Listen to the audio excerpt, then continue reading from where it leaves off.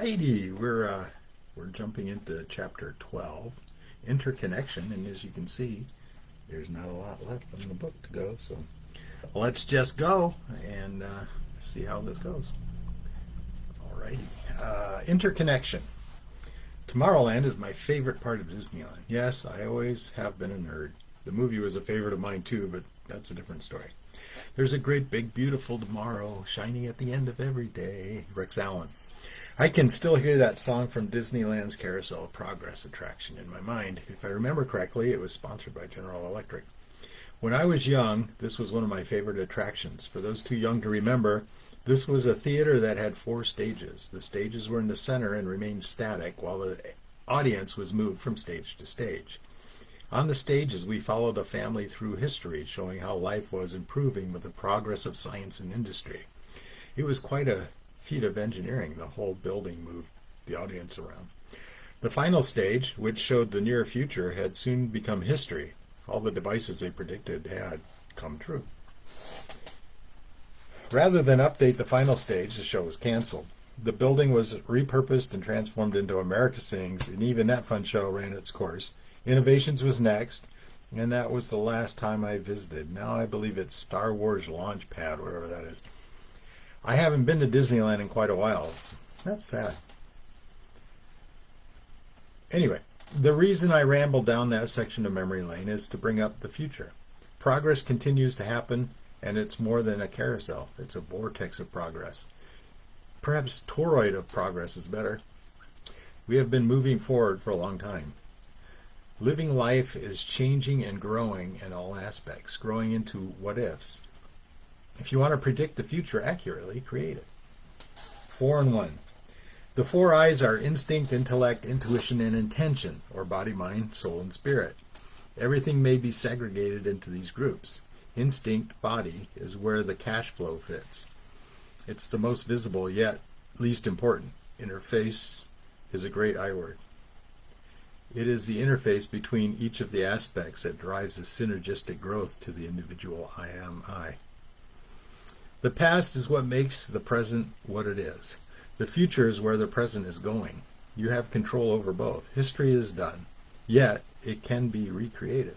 Seriously. Changing the past is possible. Okay, to be fair, it's only the focus that changes, but that is what defines the past. Changing focus in the future requires the desired results. I'm sorry, let me read that again so I don't misread it. Changing focus to the future creates the desired results. Have a soft focus on the past and a sharp focus on the future while living in the present. All is now. In fact, while I was thinking of the future, I was reminded of the distant past, a dream of the history of the kingdoms of man, including future history. I'll just cut to the chase. Daniel tells Nebuchadnezzar's dream. It was Nebuchadnezzar's dream, but Daniel told him what it was and interpreted it for him. Your Majesty, while you were watching, you observed an enormous statue. This magnificent statue stood before you with extraordinary brilliance. Its appearing was terrifying. The statue had a head made of pure gold, with its chest and arms made of silver, its abdomen and thighs made of bronze, its legs made of iron, and its feet made partly of clay and partly of iron.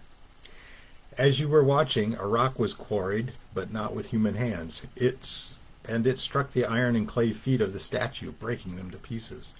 Then the iron, the clay, the bronze, the silver, and the gold were broken into pieces and became like chaff from a summer threshing floor that the breeze carries away without leaving a trace. Then the rock that struck the statue grew into a huge mountain and filled the entire earth. So here we have a statue that embodies the entire system of the world, the whole history of the cabal and the powers that be since Nebuchadnezzar started it all. For now, we will just accept the fact that this statue of different metals is representative of all the systems rise to domination.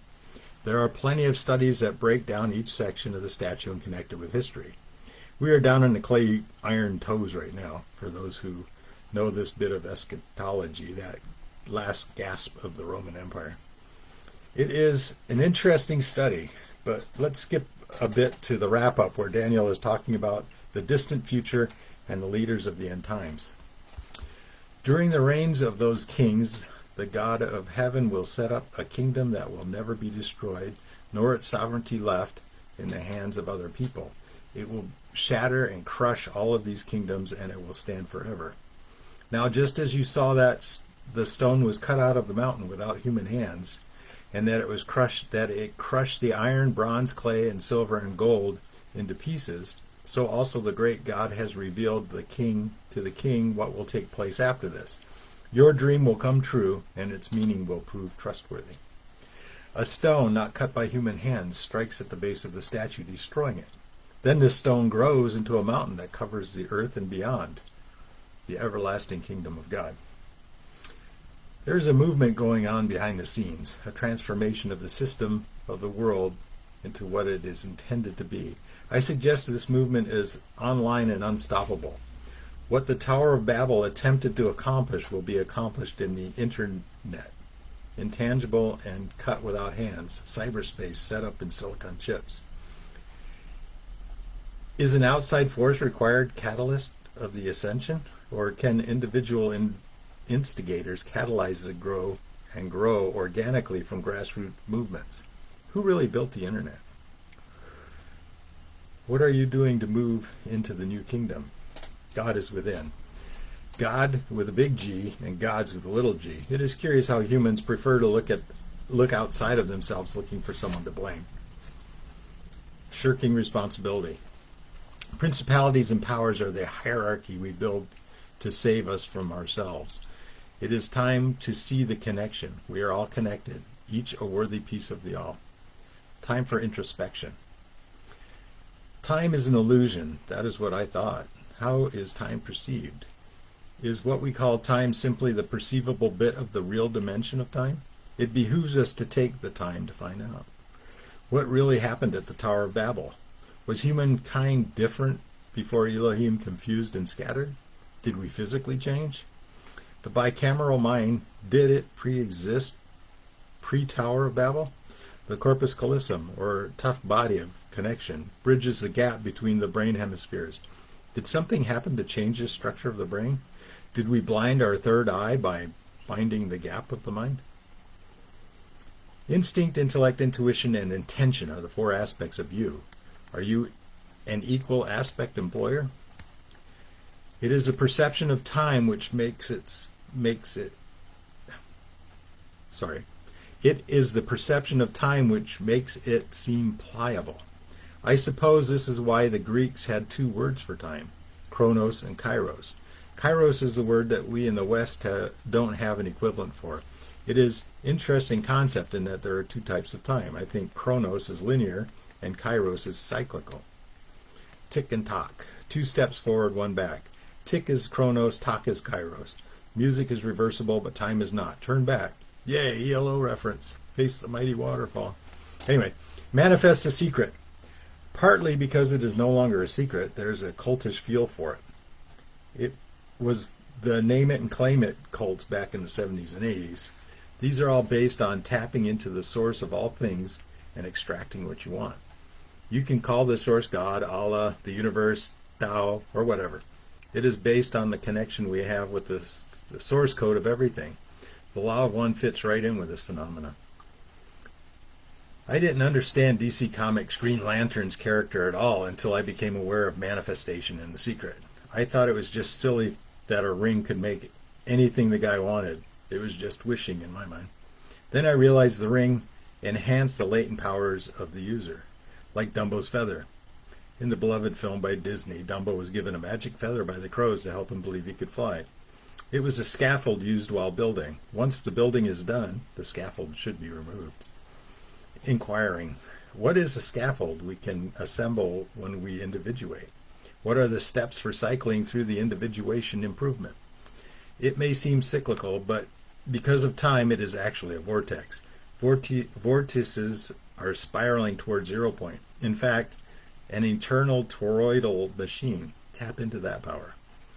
Everything is a glimpse into the source of the force. The blind man and the elephant is a great yet simple analogy. Each describes the elephant differently because he only feels a portion. In the land of the blind, the one-eyed man is king. Activation of the third eye is a step toward seeing. Keep in mind that even people with two good eyes don't always see. And that's, there's more. But wait, there's more. Physical aspects. I'll even show you the picture. Let's look at instinct. Just because this is associated with the body doesn't mean it is completely visible. In fact, most of what makes instinct is hidden. In the computer analogy, perhaps instinct is the firmware. It is the framework of all software it must run in. We don't go as far to say instinct is hardware because it can be overridden. It can be changed like a good BIOS. It is just as dangerous if not done properly. It is possible to break your instinct. Shattered minds are not easily repaired. Not even a full reboot will overcome some of the problems. PTSD may be irreparable in some cases. Let's look at intellect.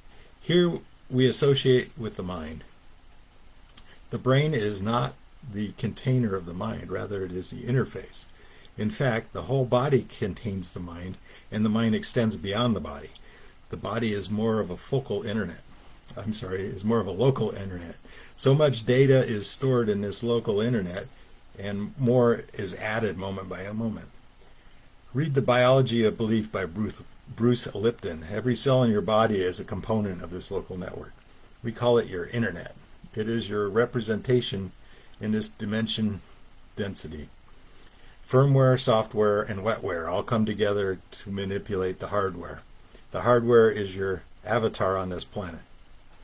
And the body-mind that makes you is only part of your whole. Instinct and intellect are the two aspects that make up the physical you. There is a spiritual you too. The spiritual you is made up of the two aspects, intuition and intellect. You are made up of two twos, the two of you. It's tetrahedral and intersection of these four aspects that is a distortion field that makes you you.